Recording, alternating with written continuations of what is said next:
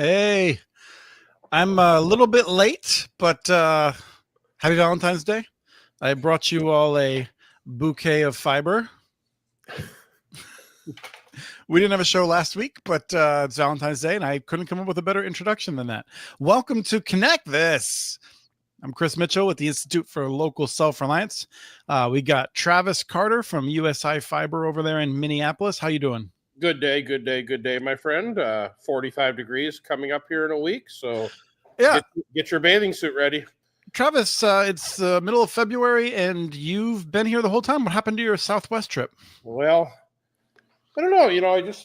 I just enjoyed the minus 20 degrees to remind me of why I should be down south. There's this novel idea called being a snowbird. I think I might take that up next year. So I kind of thought you were. So I'm almost that old. So. We got Doug Dawson, who is that old, from CCG Consulting. Welcome. I have to say, I've never been regaled with a bouquet of fiber before, so I'm feeling the love.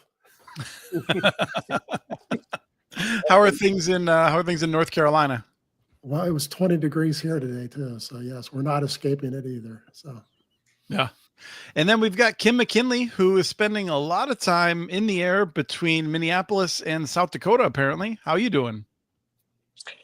Well, I'm glad we are not talking about my age because I'm still in my 20s. Thank you, Chris. I am doing well, and I'm glad to be here. It's a nice 36 degrees here in Utah, so the warmest of the bunch. Glad to be here. Let's do this. You've packed, I'd say, like the wisdom of 20 years into those 5 or 6 years that you've been in the industry. Yeah, basically. Welcome, Kim from TAC Broadband. We are going to be talking about a bunch of interesting stuff today. We are going to be talking about a few interesting stories about the BEAD program. Washington State has the results of their first round. I think Arkansas did, but I don't think we're going to talk about that. Talk about the BEAD map briefly. We're going to talk about the Texas Controller, which is how I say comptroller, the word that everyone else mispronounces. The Texas Controller and his wish to drop the affordability requirement. We're going to talk about the economics of how ISPs price service. We're going to be talking about whether or not anyone overbuilds fiber networks anymore. This is a Doug heavy show. We're doing several of the things that he's talked about. We're going to be talking about the Federal Communications Commission a little bit. They have a proceeding that they actually have a banner encouraging people to comment on, which surprised me. But also as an independent agency, it looks like they're going to change some of their authority. And if we have time, we're going to talk about Starlink a little bit. We're going to do an update on that. Maybe we'll force that in because it's more interesting. Before we do any of that, though, we're going to talk about something that I've been super interested in, which is an announcement that we got from Comcast that they are changing some stuff. I don't even know how to describe it. We'll find out in a second. But they are dramatically reducing the latency on their network. And that is something that's sort of been a hobby horse of mine. I think it's been significant time now where I think people care more about latency and reliability than speed.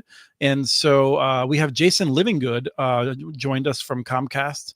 And so we'll bring him out. Rye, if you don't mind, bring him out. He is, where'd I put your bio? The vice president focused on technology, policy, product, research, and standards.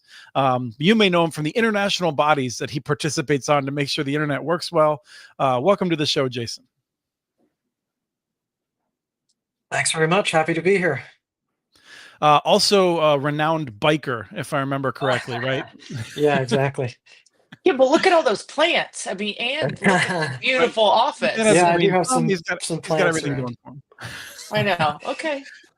So, Jason, I don't know if you're ready for this show, Jason. I'm just saying. I don't know if you're ready for that show. I like the subtitle here. He says he is an evangelist for low latency fiber.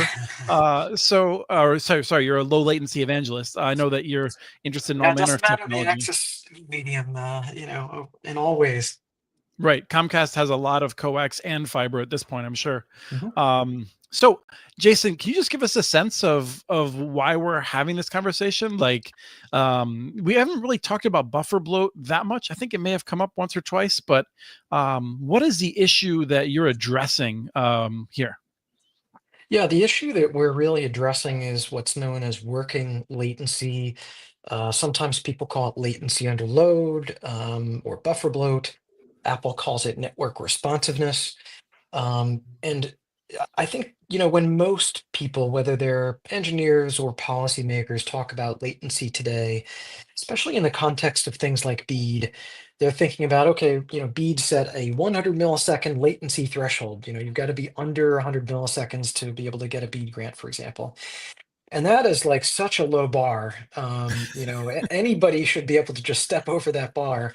But it really doesn't go to the real issue. That's idle latency. So it's sort of the ping time that is representative of a certain amount of distance, usually over fiber, but a certain amount of distance, and the link protocol that's used by network, whether that's 5G or Wi-Fi or EPON or whatever DOCSIS, whatever it happens to be.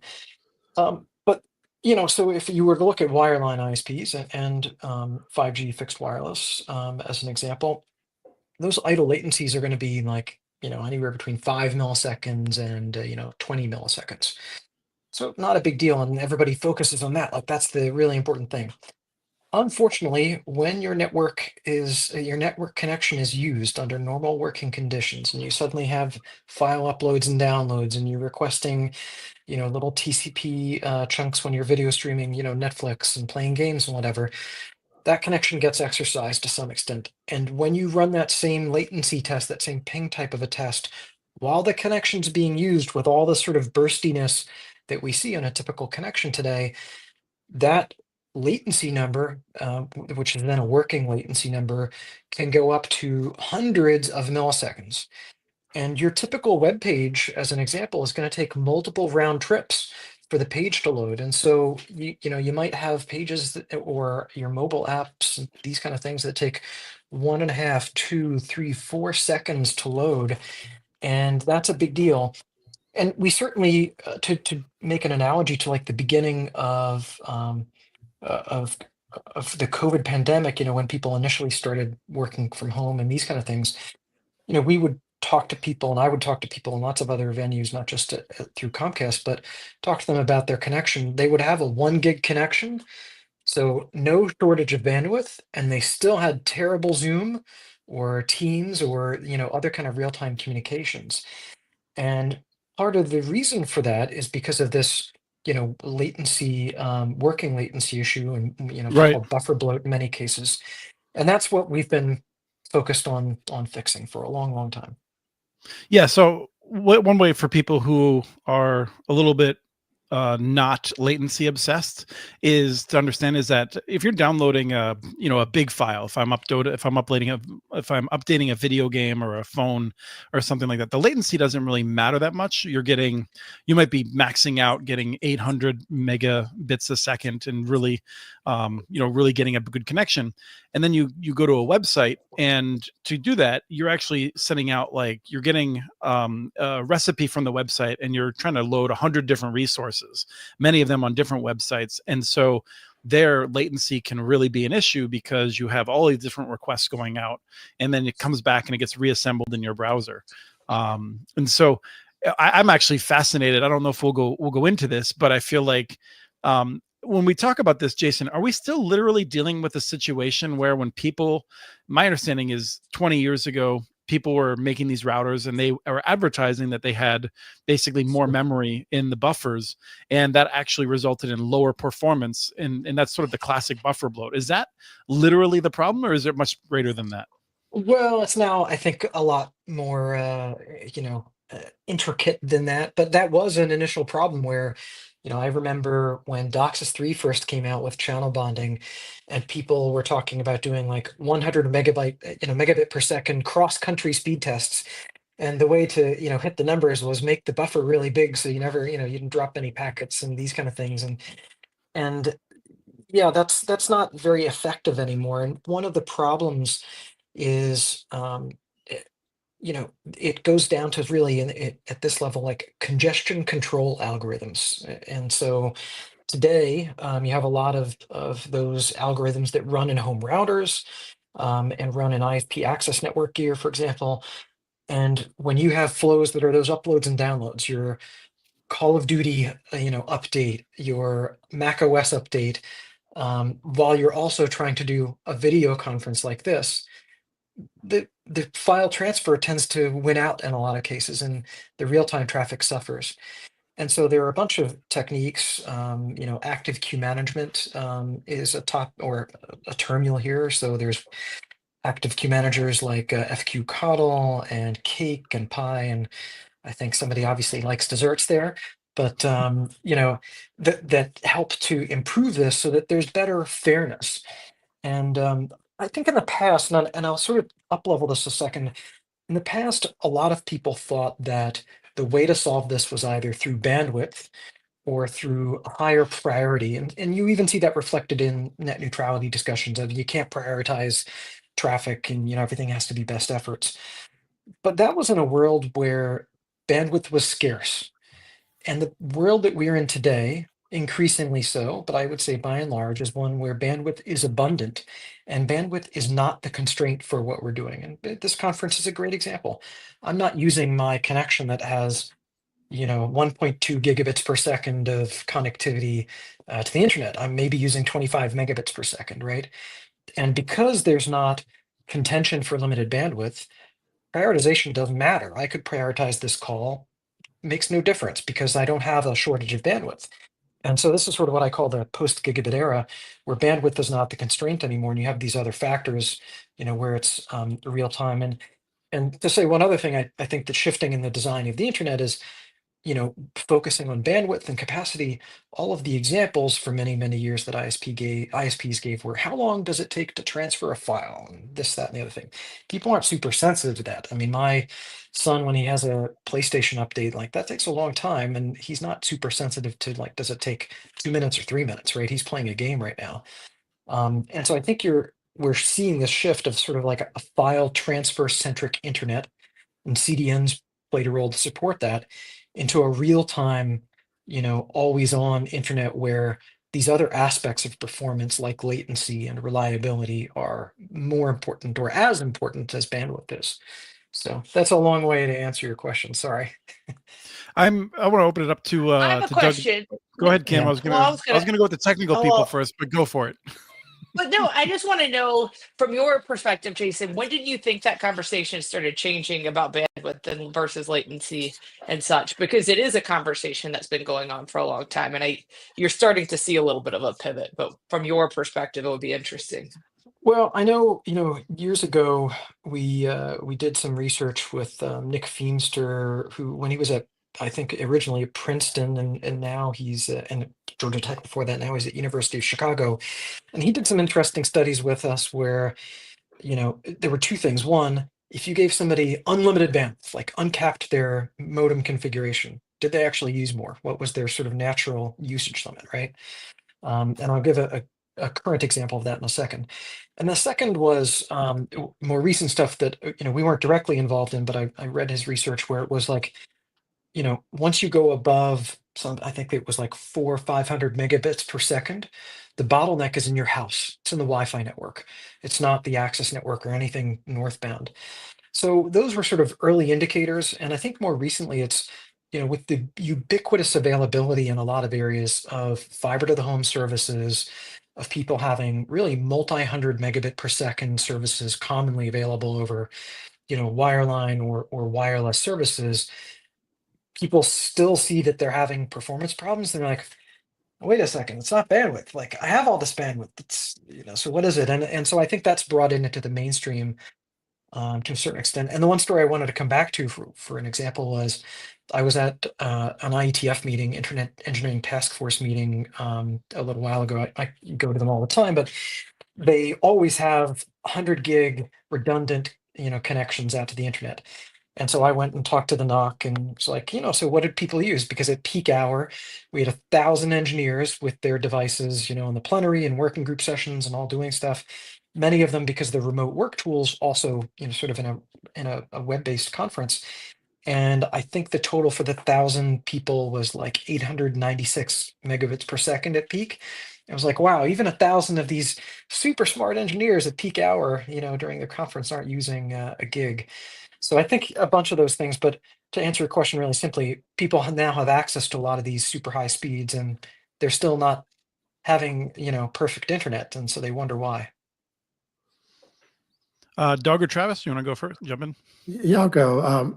Two things. One is you're absolutely right. I've come from the telecom world, and for years we concentrated on quality of service because we were trying to make voice over IP work. And they never really did figure out a way to prioritize it. I don't think anybody succeeded at it. Right. They tried a half dozen different ways, and sometimes it worked, sometimes it didn't work. So given priority was not the answer. The thing that I find most interesting, and because I watch this stuff all the time, my cell phone is the terrible one. I mean, it takes 6 or 7 seconds to open ESPN on the cell phone. ESPN. Yeah. In my computer, it's instantaneous. I mean, those folks have not figured this out whatsoever. So I'm really curious to hear what kind of things you're doing to make this better, because that's the intriguing stuff. So. Yeah, that's the mobile one's a good example because they've really gone out and marketed like how fast is 5G, right? Yeah. And I think one of the ways that they achieve that in their link protocol is by having the buffers be bigger to look like it's running faster. And they've done that at the cost of latency. And if you look at their latency as an example, like if you go to Cloudflare's radar, and they have an internet quality, some benchmark tests from their speed test that runs latency, and you can see what the working latency and the jitter is for a lot of those mobile services, and it is really bad. So not only do you have high latency, but it's highly variable, which makes it really hard for apps to keep up with that oscillation. So in terms of the way to fix it, I think there's two mechanisms that networks are deploying, and we're certainly doing this as well, and that's what the news is about. So first and foremost, doing an active queue manager, an AQM, in the places that are bottleneck links. So that could be at the Wi-Fi access point, in the customer premise equipment or router, upstream to the ISP, and downstream, in our equivalent, like in DOCSIS at the CMTS. Those are the kind of the key places that those algorithms make a difference. And then beyond that, what we've done most notably here, which is sort of the first ISP to do it, is to implement this new IETF standard for dual queue networking. And that is very novel. And I think essentially the ISP's transport working group kind of concluded ultimately an AQM will help you do the best you can with a single queue, but there are fundamentally two different types of network traffic, and we've tried to solve it in a single queue, and maybe now the solution is to solve it in two separate queues. And so they created a specification for latency sensitive traffic to be able to mark their application traffic. So an app developer marks their traffic, not a network operator. And when the network sees that at one of these, bottleneck links, it can put it into this low latency queue, which essentially has a very shallow queue depth. And it doesn't care as much about packet loss. It's more about getting packets out in real time. And so, that's where, we've partnered as an example with like FaceTime, Apple's video conferencing app, NVIDIA GeForce Now cloud gaming, Steam for gaming, and Meta for some of their mixed AR, VR headsets. So things where not necessarily super bandwidth intensive, but very latency sensitive.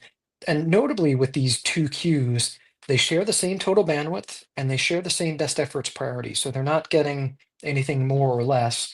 But that's sort of the new thing here. And just to give you some stats, so when we turn on downstream AQM, which is sort of that first step in a single queue, we see working latency for our customers drop by about half. And if you were then to look at the working latency in this low latency queue, this second new queue, it's at about a 75% reduction. And notably for us, it gets it really close to idle latency, which is an amazing, amazing thing to be able to bring that working latency down pretty close to what the inherent, transport and link layer can do. Can I Can I clarify? paraphrase what you just said? I just Yeah, wanna yeah, make sure I please understand. translate it. So what you're doing on the low latency of Yeah. the two streams is saying, shove everything through. Don't worry about trying to go back and retrieve the missing packets. It's a real-time application. Get it the heck out the door. Yeah. I mean, that's how you're doing it, basically. Yeah, essentially, and it's because as an example, like in this conference, we don't care about packet retransmits, right? No, I we don't. I don't care No. about what happened 2 seconds ago. I just want to make sure that what I'm seeing is the best of right now.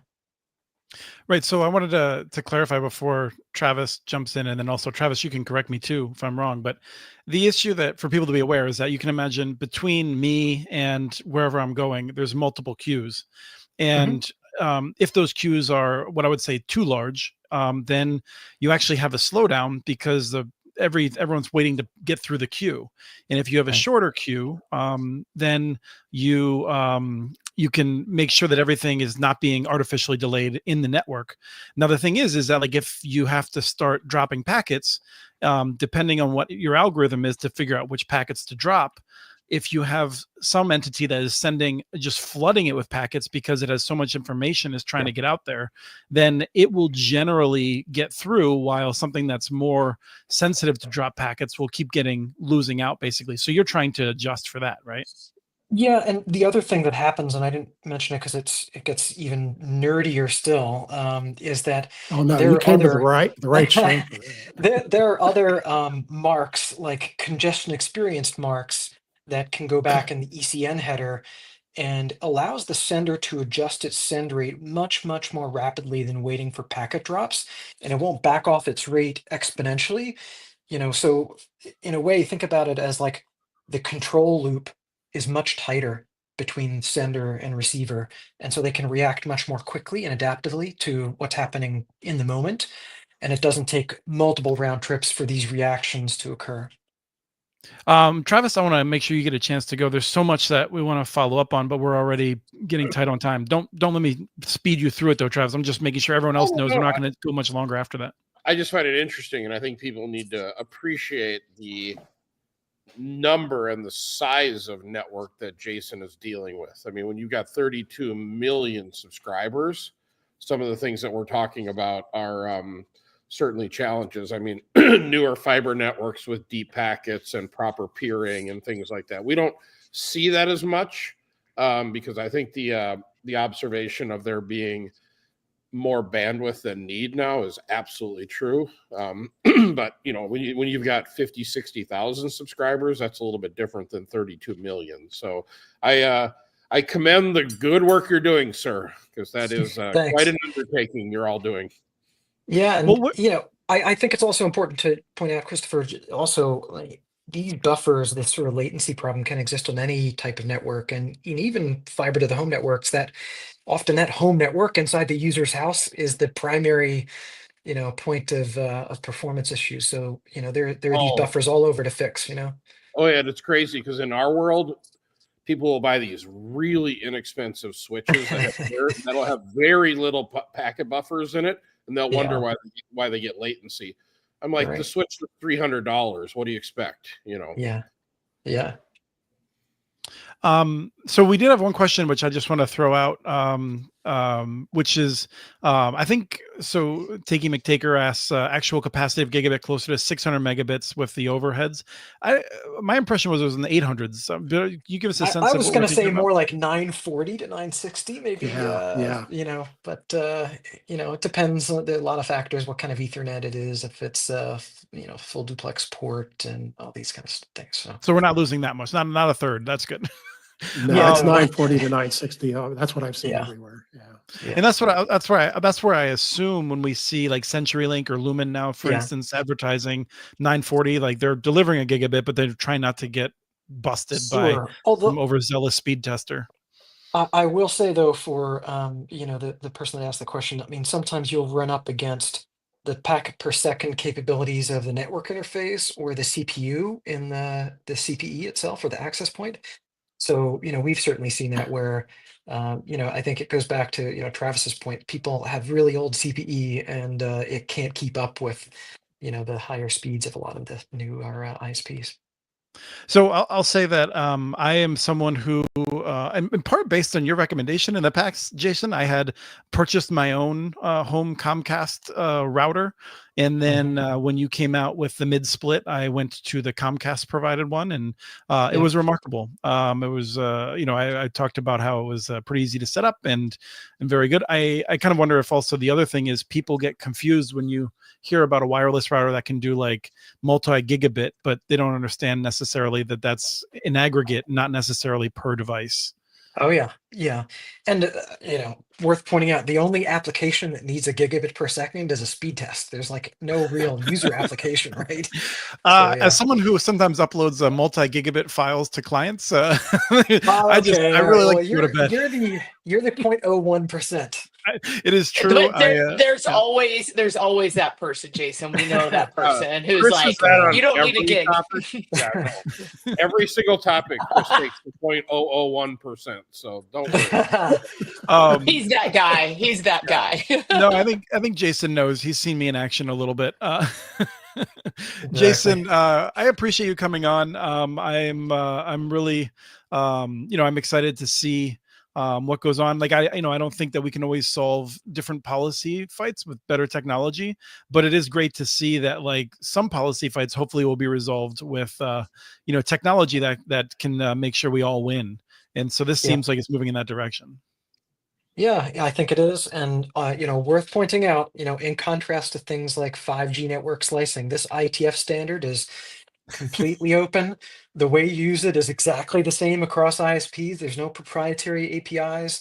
Nobody's getting monetized uniquely. Like anybody can use it, right? So permissionless innovation, go do some stuff with it, And it's in the field working. Like I think the 5G Yeah, slicing yeah. stuff doesn't even work in the labs properly yet, from what I saw. But I'm not an expert on that by any stretch. I'm not ready to do, remote surgery over 5G, on me at least. Not yet. Yeah. Is All right. this spec available right now? It is available. The L4S standard is in 3 RFCs at the ITF. There's another extension of this called NQB for non-Q building that should be an RFC very soon, but we've deployed it all. So we're at, I think, around 1 million homes right now and deploying as fast as we can. Oh well, thank you. There goes the weekend. Now I was going to say Travis just lost sleep tonight. Yeah. Because I'm just curious, like with the TCP acknowledgement, you're more or less squelching that because on certain applications, right? Is that? I'll read through it. Yeah. I'm kind of curious how it works. Yeah. Jason, after we read through it, maybe we'll see if we have a follow-up question for you. But thank you. No problem. Thank you really for taking the time to come on and share that with us today. My pleasure. Yep. Take care. Thank you. Thank you. Bye-bye. So we are going to get into the show that is perhaps more intelligible to a number of our listeners who are not as technical. But I'll say that it is really cool to be moving in this direction of lower latency connections, and also, at least my impression of it is still maintaining an open internet, because one of the concerns about trying to deal with technical solutions is that if we try to build an internet that works well for voice over IP, then we'll have an internet that doesn't work as well for other things, including future innovations. And we want to make sure that the way the queues work and everything else works, we can have innovation in the future. And it seems like Comcast is moving forward in a way that leaves that innovation on the edge still open. You guys get that impression? Well, we'll see how it goes in practice, but in theory, yeah, that's what he said they're doing. So yeah. Yeah. I mean, I think that he's just coming from a network engineering, and that's exactly what those guys want to do. Quite honestly, they get tired of hearing the complaints. I got a gigabit. How come it doesn't work well? There's reasons for it. Yeah.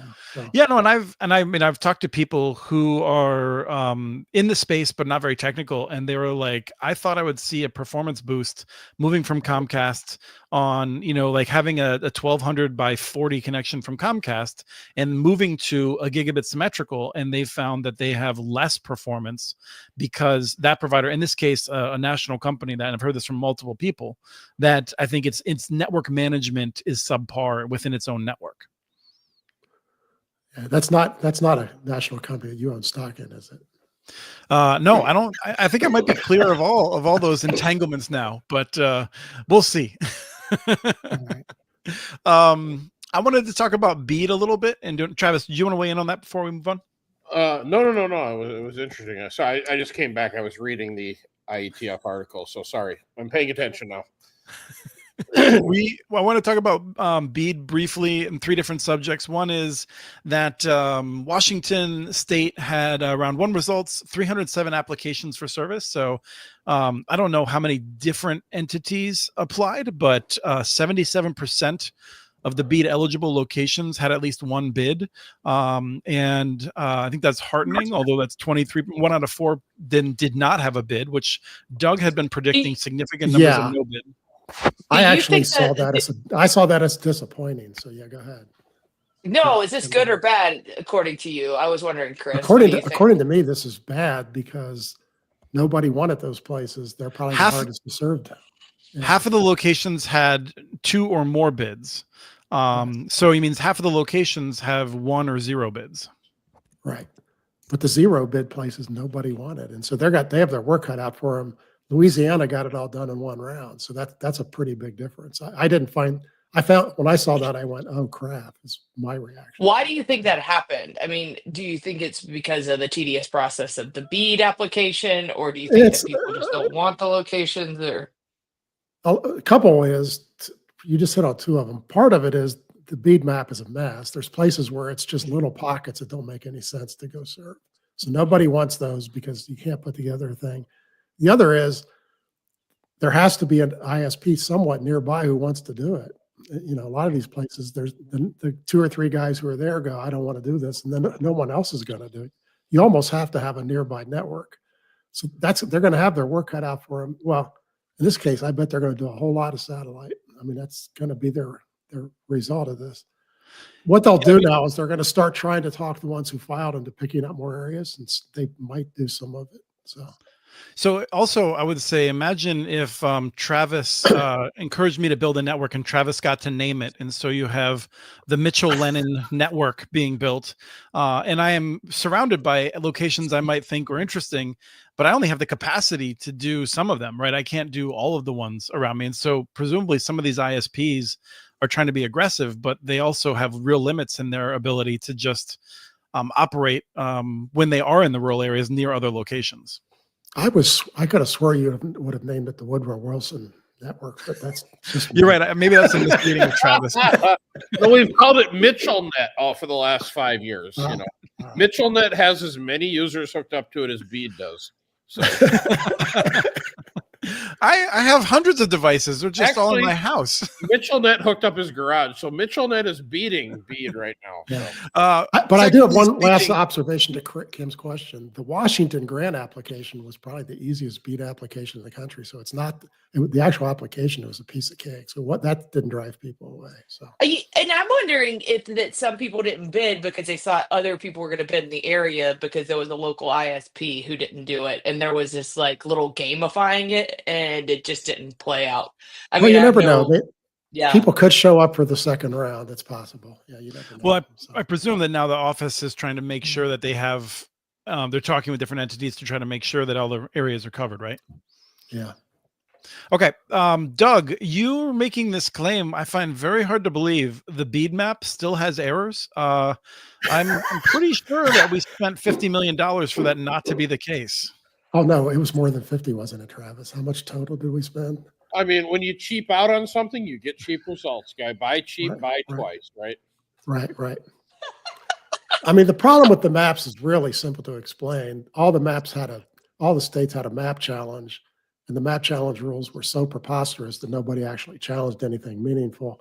I mean, literally, if you wanted to challenge an ISP that weren't really delivering the speeds, you, the challenger, had to go out and find something like 6 or 7 people per census block of customers who are subscribed to the speed that you wanted to complain about, get them to take a ridiculous set of speed tests morning and night for multiple days, and report the results in a certain way. Nobody did those kind of challenges because the idiot at NTI who wrote those had no idea how the real world works. So essentially there were no meaningful map, even though there's millions of map challenges filed, most of them were meaningless because they didn't follow the rules.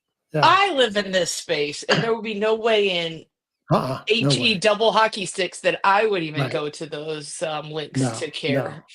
No. And so it just, so the maps never really got fixed. I mean, I'm still predicting 4 to 5 million homes won't have any broadband when BEAD clears. So, Doug, you'd said in your post, one of the things that you saw was that you've got these fields where there's clearly a barn or a rock that is listed as an eligible location, and there's an effort to remove those. But you said that there's often a nearby home that is not listed that should be listed.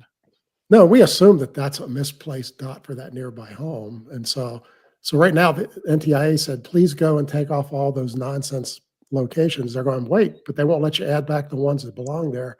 All the ISPs who have really gone out and done the field search they kind of even out.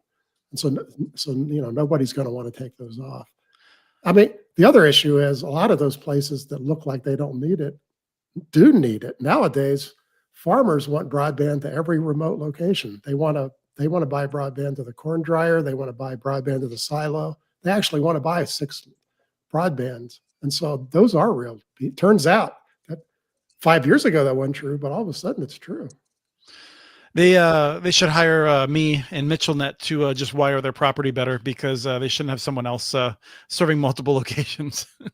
Well, you could probably string to there out of your garage. So that's a good idea. Well, you know where I've seen the most use of this map? Go to Zillow and just search random properties around the country. Click on the listing, and they'll link you to the FCC map to see if there's broadband there or not. So the realtors have taken really this to heart, that this is actually a real valid source of this information. Yes, but as Chris learned on his location, 3/4 of the ISPs listed aren't actually at your house. That's the problem with the map. Yeah. So, last thing on BEAD, or related to it, Kim, I want to ask you, when the BEAD is over, does anyone care about these maps aside from me? I care passionately about them, but I am in the minority, I've learned today. I don't think that anybody cares about them now. And so I am convinced that in a few years that nobody is going to care about them, because nobody trusts them at the end of the day, right? The only reason that people even think to trust them now is because there's so much money associated with them. So if there's not money associated with them, then they're useless. Yeah. but they might throw another 50 million to make that better. What do you think, Travis? Well, I don't know. Lately, that seems like billions. Why wouldn't we just throw 8 billion at it? We got billions coming everywhere. Are you developing a mapping company, Travis, to pay for this? Dude, I'll walk around every property on this world and This is deeply frustrating for me, because I actually think that we should have accurate data along these lines. I think it's helpful for making proper investments. I am Travis, I maybe you want to put your hat on to make sure your brains don't blow off the top of your head, but I'm a fan of Adam Smith and what he said about what makes markets work and market competition. I'm a strong fan of it. And one of the things that's required is accurate information. And when nobody actually really knows this stuff, we can't have good government policy. It's very hard to solve these problems. And I wish the Federal Communications Commission would take its job seriously and develop an accurate source of data about this. Just getting everyone one connection is not going to solve our problems. We're going to have affordability issues. We're going to have reliability issues. And having some source of data about what's available to a home will help us to troubleshoot what's going on when we run with these, when we run into these different scenarios. Travis? So here's the part I kind of find ironic in this whole thing, and maybe this could point us in the right direction someday. But every municipality has had permits pulled over the last, 40 years to install these networks. What I don't understand is, when you go to a municipality now and you want to construct down the road, the municipality has no idea who's there, even though they've had permits pulled over the years. So you would think if you just went to the permits department at these different cities, that you would be able to pull that information. So here's where government can help government to help us. Have the FCC draw upon the local communities that are the permitting authorities to provide the permits that were actually issued in those areas, which would then give more accurate representation of what's there. I think it's a reasonable idea, but I think most of those permits are paper, non-digitized, or they're in various systems that would take significant amount of effort to make usable and compatible with each other. But that's a whole separate conversation. Yeah, it's going back to the 1920s when you go to the permit office sometimes. I once bought a farm in West Virginia, Travis. Me and the buyer walked in. We gave him $25. They crossed his name off of the plat and they wrote my name in. We've not had kidding you. That was the process. There was no check. You couldn't even hire someone to do a check on your.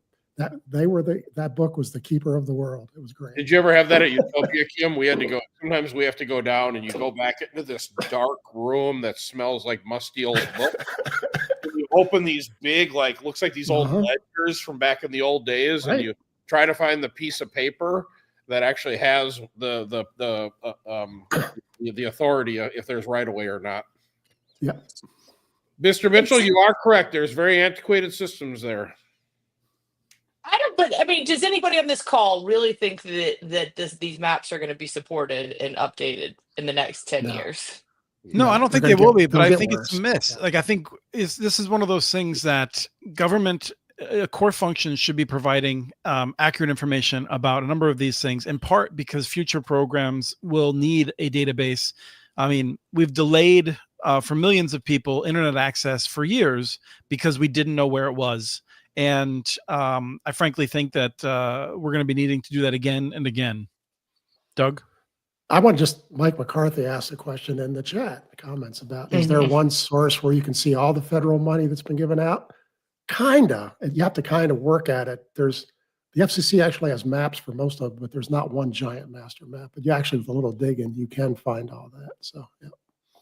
All right, we're going to move on. I'm going to see if I can pop this up real quick. We had a question from someone on the show. That was the wrong button.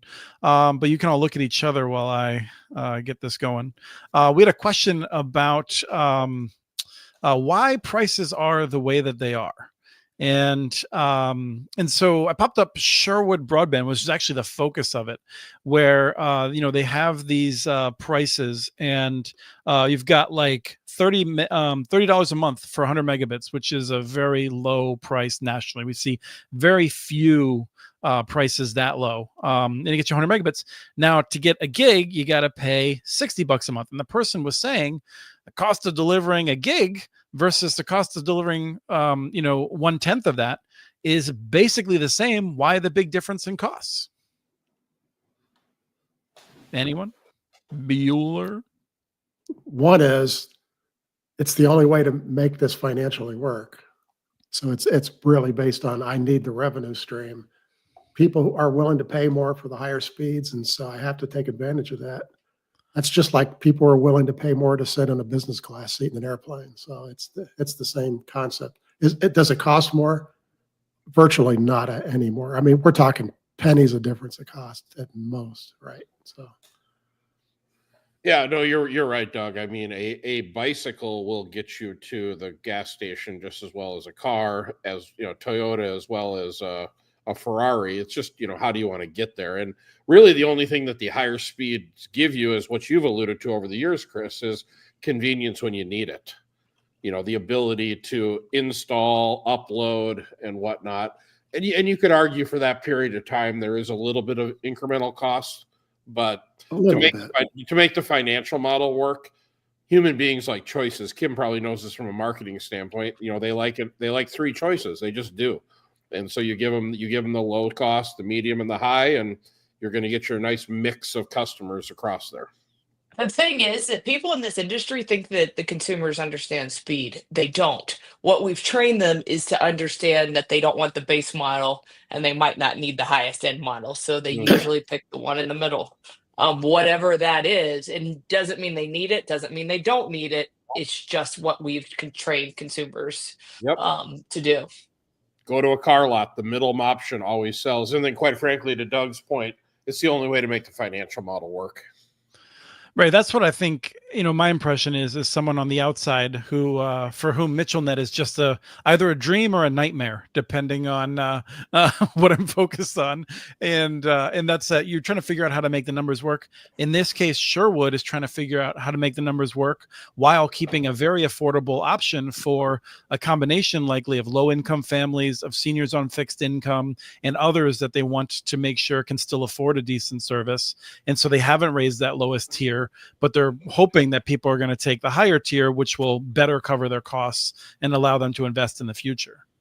And if everybody took the $30 one, they'd probably fold. I mean, that's probably we've seen that, right? In some places, like I think Highland, Illinois had this issue. They came in with a very aggressive price. Kim, you might know better than me, but my impression is that they did that, and they needed to figure out how to market people to move them up a tier while also keeping that tier for people that could only afford that, and they were successful in that over time.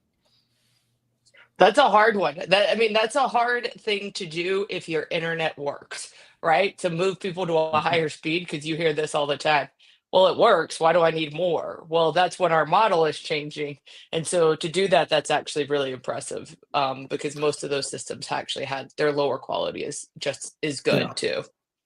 Now that used to work because remember that the cable companies came through and arbitrarily just gave you more speed. About 4 times they've done that. So if you were on 30 megabit download and one day you turn it on, it's at 60, you could see the difference. It was clearly better broadband. But nowadays they go, you're at 200, I'll give you 400. You don't see any difference between these. Mhm. Yeah, Doug, the marketers in North Dakota, I think, were really good with that, with some of the co-ops and the small independent owned companies, where they would they reach out to you on December 15th and say, hey, we got a holiday special, we're gonna move you up to the next tier for the next 2 or 3 weeks, and then they bump you back down and you're like, whoa, what happened? Because that's when you notice it, not necessarily going up, but you notice it on the coming back down, and that's where they say, oh, if you want to keep that, it's an extra 10 or bucks a month or something. And but I agree with you, I don't think that works anymore.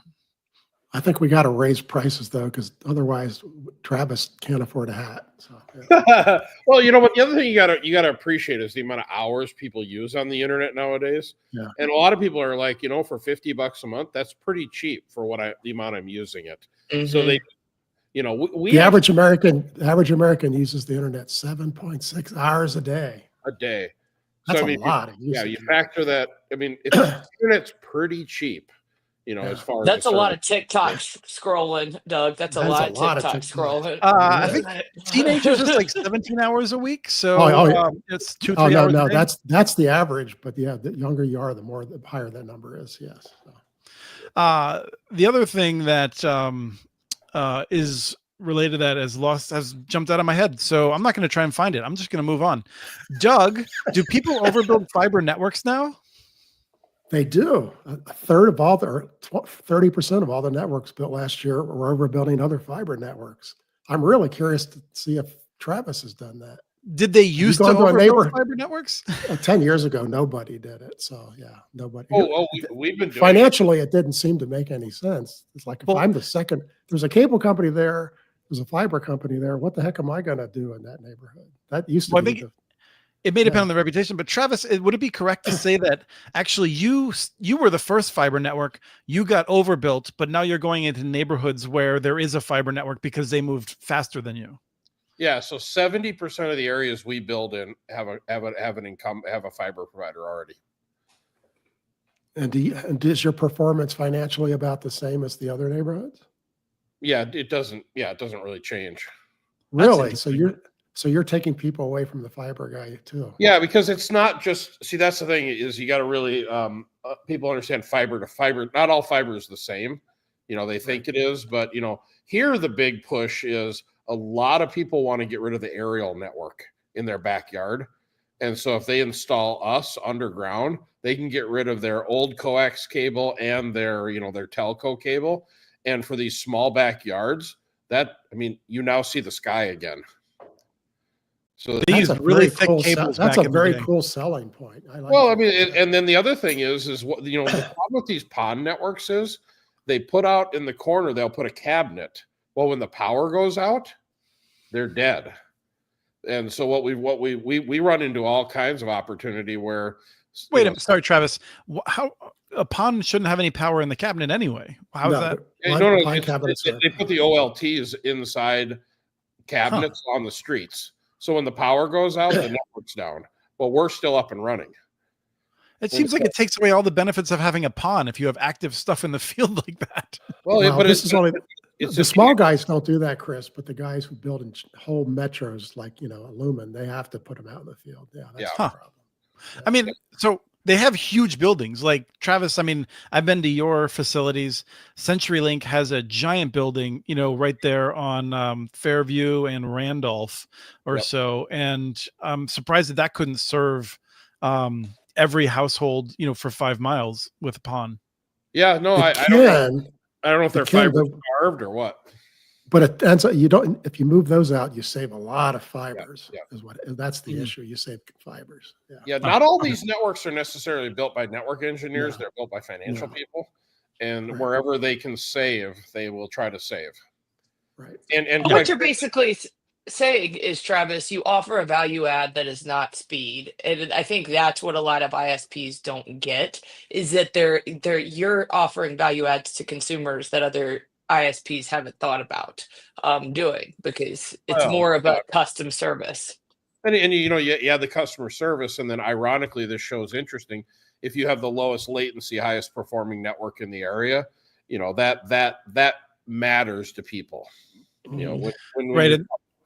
Yeah. And I was gonna say that's one of the things where I feel like Comcast had come under fire previously. I haven't heard anything in a while, but their peering points just could fill up in ways that they're not paying as close attention to like some of those services as you are, presumably, Travis. So even if they have reduced the latency there, they could see it in some other ways. Now, you might not see it on Blizzard, but you might see it on some other services. Yeah, I actually think go for the magnitude of customers they're dealing with is just, is just tremendous. It's huge what they're doing.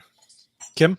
I was just going to say, you have to commend Comcast for taking that approach, because I think it's a really interesting and a differentiation approach to, like, they're not hitting, you're seeing the 10 gig, 20 gig offerings out there, and they're hitting it from a different angle. I actually think it's a really smart approach right now in the marketplace. Yeah, I mean, what he didn't talk about today was they have these little neighborhood nodes that are powered, and boy, a lot of those things are just massively obsolete, and that's where a lot of their problems are coming from. And so it's very expensive for them to go out and fix all those. So that kind of fix he's talking about could overcome a lot of that stuff. So it's very interesting. I don't know what you're saying, Doug. You're saying they can move away from having that local vulnerability with this new setup? No, but it can overcome some of the weaknesses of those problems. Yes. So I mean, it's a very clever fix. Yeah. Well, but it wasn't clear until I just read it too. It requires the application to trigger it. So this is like where FaceTime needs to do it, or Zoom, or Teams. Yeah. So they need to work with each of the individual application manufacturers to make sure that that's enabled, which I thought was kind of interesting. It wasn't just like they had a magic switch and everything was now better. It's on an app by app basis. And they only have to contact all 100,000 apps, and they got it. Yeah. Fixed. Well, that's what I was curious about, Travis. Is it something you get a sense that an app has to negotiate with Comcast, or do they just have to appropriately design their system that it will reach into the hooks? They add some flags into the header so that it triggers it. Again, I've spent 2 minutes reading it, but that's how it works. But that's pretty clever, because there's really only certain applications like this, video calls and things like that, really are that sensitive. Right. And the danger of this system, I think, has always been that one would then overload this is not an appropriate terminology for what he described, I don't think, but if one had fast lanes and slow lanes, the danger was always that, like, well, if an app could decide, why would it choose the slow lane? Right. Yeah, that was where I was going. Every Apple, eventually, this will just be the standard. Yeah. But I think that's where you have to have some sort of enforcement to say, like, and this gets into that classic question then of who decides. And my answer to that has long been, it'd be great if the user did. Well, but the app probably would. Like this application we're on now, it could discard packets and you wouldn't know it. But there are other applications that cannot discard packets. Right. But when you're uploading your image, you want every packet to arrive. Yeah, I can't afford any missed packets for this face. So the Federal Communications Commission has done something interesting that I'm not super thrilled about, which is, it's engaging in an investigation of 60 minutes. And this isn't something that we were going to cover, but I was actually noticed this morning in a social media that they have on the consumer complaints main page for the Federal Communications Commission, they have a banner saying, hey, do you want to weigh in on this investigation of the 60 minutes? And I was just surprised. And my first thought was, I don't think this had happened before. I reached out to some other folks that have been around for a while, and I consulted AI, and we can find no record of any previous FCC encouraging commenting in this way. Certainly, we've seen campaigns to encourage people, doing speeches to say, hey, you should comment on this issue. But we've never seen a banner on a government website encouraging people to weigh in. And then on top of that, for it to be on an investigation which seems so far outside the bounds of the FCC's actual authority, it just struck me as worthy of comment. They certainly never did it before. You're right. They've done it in speeches. I mean, all the commissioners said, please comment on net neutrality. And they got millions of comments, right? But they Some never of them had from it. live people. But they never had it on their website. This one here, they better be ready for all the comments they're not going to like. They're going to get a whole lot of pretty nasty comments. So but they've asked for them. So, yeah. Like, what's the point of doing this? I mean, I don't know. at the end, it just looks like a political move, and Yes. it's just like, come on, is this what we're focused on at the end of the day? And maybe it is, but it just looks like a pure political move that's wasting time and effort. Because what's really going to happen from the comment section coming from this Zero. at the end? Yeah. Travis? I guess I don't see this. You say this is on the FCC's website?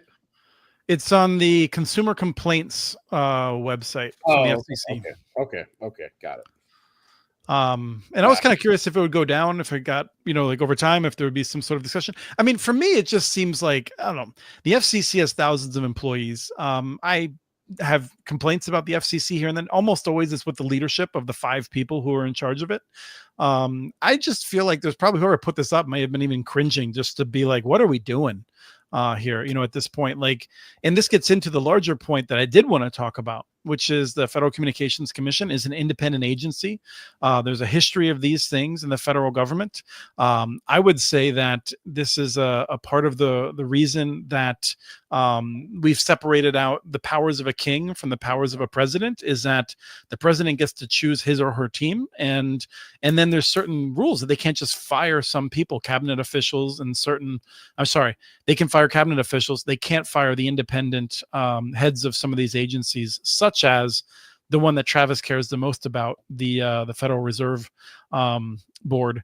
And we're seeing, an executive order this week that said that all these executive agencies have to run their decisions past the White House before they make them, which is something I'm going to talk more about this with Gigi Sohn in the podcast for Tuesday to help exploring what this means. But it's a fairly significant change for how things have been done. Well, it's pretty easy. It means independent is no longer independent. So, yes. Yeah. So, I'm curious. Blair Levin wrote about this. I think he's a pretty accurate forecaster as far as these things go. He said he doesn't actually think it will change very much from the perspective of the Federal Communications Commission. I think Brendan Carr, chair, was already pretty well aligned with what President Trump wants. So I don't think that's going to significantly change. But some of the agencies, including that of the Federal Reserve, I think may be more significant. It'll be curious to see with the Federal Trade Commission if that changes individual decisions. Anyway, I think there's a lot of stuff going on. I think this is a fairly big change for the future of the Federal Communications Commission. I already was of the opinion that it's a sinking ship anyway because of all the restraints the Supreme Court's put on it. They can't really make any major decisions anymore. So Well, here's the thing, right? This comes out of a Ars Technica story. Employees of independent agencies would also be forbidden from issuing legal interpretations that contradict the president's legal interpretations. Uh, President Trump has taken all sides of multiple issues. And so I don't know how on some of these issues, the agency would be able to issue anything when the president himself contradicts himself, which is, I just feel like this is not a commentary about that. It's just that, like, this is not why we have independent agencies. Independent agencies are not supposed to be a team that's sharing. When Chairman Wheeler was working on net neutrality, everyone on the conservative side was claiming that he had impermissibly taken the president's opinion into account or been ordered to do something by the president, and this was seen as being a terrible idea because you want independent judgment on a number of these things. And I think that's the way it should be. We don't want the single person in charge making all these decisions. There's a reason we have all these different systems for coming up with of decisions that are that might be contradicting a president's short-term interests. Doug? Well, agencies do two things. They do policy decisions and they do technical, practical things. And the White House should not be. I mean, the FCC, half of what they do is technical. They approve new handsets. They do all sorts of frequency stuff. I just can't imagine that you would have to have White House approval to do that. But that sounds like you do. And a lot of agencies, that's all they do. I mean, does the White House really have an opinion on the guys who monitor mines? I mean, there's a whole lot of these independent agencies that are almost totally technical. So now the FCC has a big policy arm. They always have. That's more debatable about whether the White House should have a ability to weigh in on those. But when they'll just bring it to a crawling halt if they can't make any decisions on anything. So yeah, and they'll just stop making decisions. Yeah, that's what I'm curious to see how they handle this backlog. Yeah. So yeah, me too. Starlink. Travis, I kind of thought you'd be on Starlink over the course of this show as you were moving around the South. I'm curious to see, like, I've been trying to figure this out. There's a new paper that I didn't have a chance to read. Doug, you read it. But it was from the Fiber Broadband Association, which, I think has a strong interest in revealing some of the weaknesses of moving to Starlink as a national policy. And it has made some pretty bold claims about the limitations of the system. I don't know if you want to, not in terms of it's being able to serve individual homes, but whether it can serve as a full-fledged solution for rural America. It did, but my interpretation of their paper was they also missed the big picture, which is it can serve a heck of a lot of people. So what they said, which I have no way to judge if it's true, is today the limit is about 1.7 million people. And I have no idea if that's a good number. Americans, I think, because they already have more customers. Americans, yes. And so, but today they have 6,200 or something satellites, but they're supposed to go up to 30,000. When you get there, that's going to be a much bigger number. You just multiply that out. And their new satellites have far more capability than their old satellites. So it's really hard to say what their ceiling is, but it's a heck of a lot bigger than today. So let's say they're selling to 6, 7, 8, 9 million people. That's a heck of a lot of houses. So and they're not the only player in town. We're going to supposedly see Kuiper there, except they just delayed their launch another 4 months again. Well, Travis, I want to give you a chance. I want to talk about the weakness that I think Doug is missing, which is more important. But Travis, go ahead first. Yeah, so I just looked at it. It looks like there's close to 7,000 satellites in orbit. I thought it was like 6817 or something like that. Yeah. I probably know a half a dozen, maybe a dozen people that are on Starlink and using it as their day-to-day service, and it's it's serving them very, very well. And I think as they continue to expand base stations, that they can get more mileage out of the satellites. I wouldn't be surprised if that number, Doug, maybe gets up to 10 million homes. That's not the important number, I don't think. I think the important question is in rural America, you don't have people evenly spaced across unless you're in Iowa, where they've done a very good job of making sure that they're precisely spaced. Is Sorry, that a Kim. joke? Is that a bad No, joke? it's not. If you fly over Iowa or look at density maps, it's remarkable. It's not a joke. Yeah. In part because of, frankly, the really nasty history of how settlers got the land in Iowa. But the question is, if you have areas of somewhat dense development within a rural area, can every single home be served individually? And No. the impression that I've had is no. And No. this is the exact same problem that we have had with mobile. And if you want, Travis, I can try to turn this into a rant because it drives me crazy. Because some guy who is interested in this stuff, working for a small nonprofit in the Midwest, shouldn't be the one constantly trying to figure out if the Federal Communications Commission can appreciate the challenge of a rural provider using mobile wireless or satellite, where they say they can serve anyone, meaning they can serve any one of 100 homes, but they are not able to serve them simultaneously. It doesn't seem like anyone's paying attention to that second question of, they can serve 10 million people, but are we just going to have waiting lists in a bunch of rural America? Because even though they have the ability to drop a gigabit in the future on a bunch of homes, you're going to have other homes who are on a waiting list because they can't get that much bandwidth into a specific area to different customers. Are you ready to breathe now? Well, define what you mean by service all of them. You mean every You have 100 homes who have no service right now. And this is just me making, it could be 50 or whatever. And Starlink has the ability, I think, to serve like on the order of 100 people per hexagon, or per like whatever their thing is that they do. Like it's 165 square miles, I think. I've been digging into all these different numbers and I keep seeing different things. But Starlink has a limit in terms of their coverage patterns of their atomic unit of where they project their service, and it's in part limited by the physics of their satellites, which are so small they can't make tighter beams, I think, to serve smaller areas, and so they cannot serve an unlimited number of customers. The question is, how many can they serve per square mile? I've heard ultimately that they can't really serve more than one home per square mile currently. No, that's not correct. Those are phase array antennas up there. If the homes are separated, well, what you're talking about is a land-based wireless solution where all the homes are in a line. No.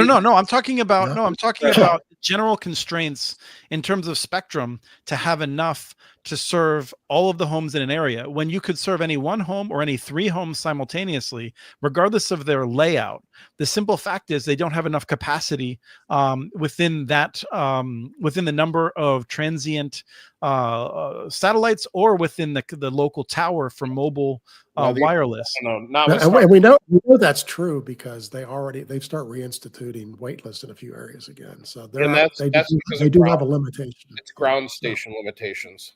That's where I haven't gotten any proper documentation, Travis, but I've heard from people that say with great authority, their impression is that Starlink is limited in its ability to serve.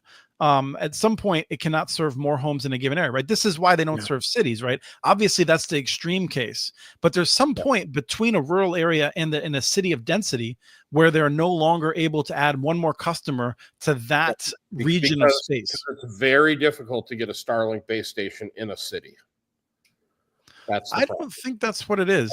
I've seen the permit requests for them. They are big.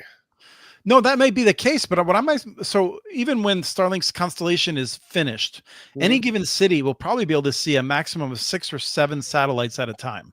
That's very generous, I think, in terms of their space. Hold on. You're switching the conversation. Are we talking a city of 100, or are we talking a metro area of 500,000? It is not going to serve. Neither of the cell networks going to serve a network of 500 or 500,000 homes. 100 homes, no problem.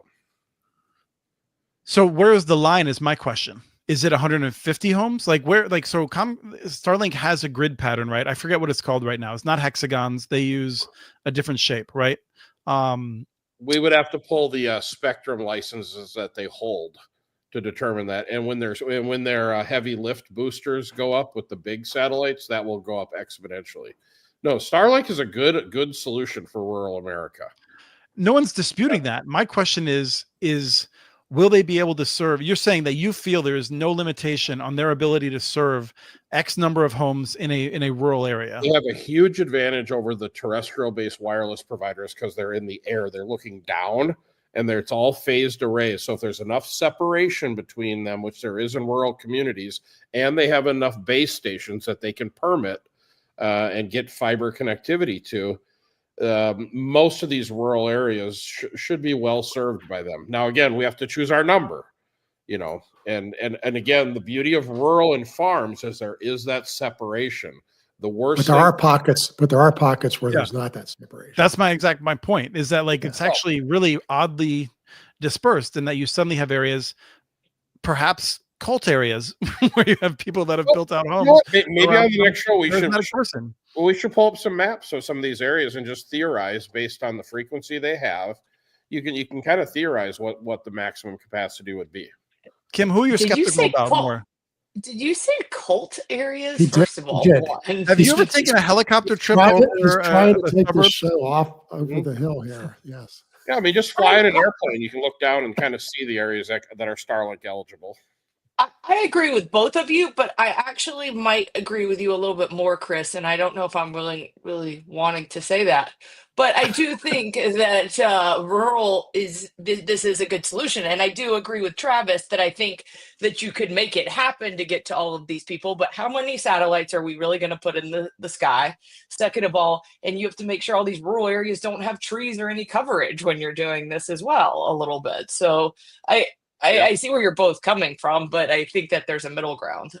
Yeah, no, and the thing is that the real difference between Travis and me, I think, is that I agree it is a good solution to have in rural America.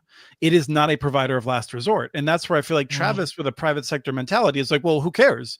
I'm going to do my best to serve the people that I can affordably serve. And that's my job. And yes, that's the way we've actually set up communications in this country.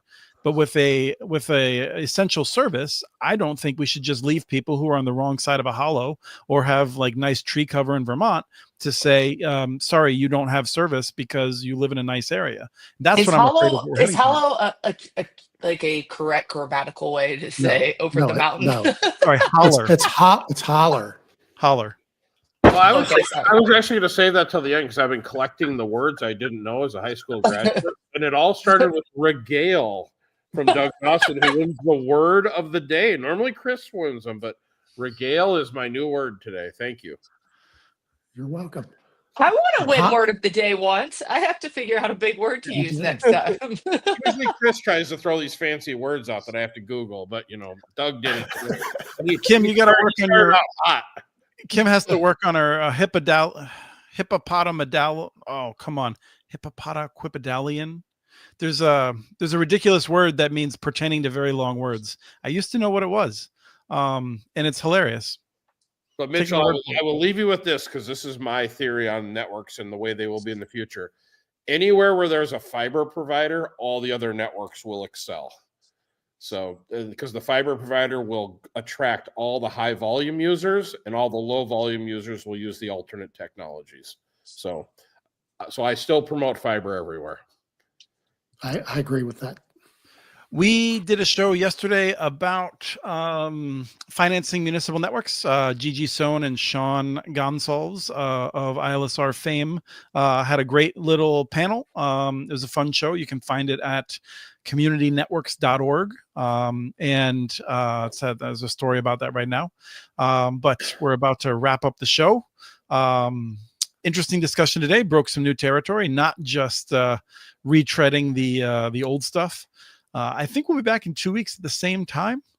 So people should let us know on LinkedIn or other means of what we should talk about, any reactions. For that, I think we'll call it there. Any last comments? Good show. I would like to regale you with more, but I think I'll stop now. All right, we need to have the word of the show today. Doug Dawson wins. Regale. I didn't want to gale the first time, so I'm not going to regale.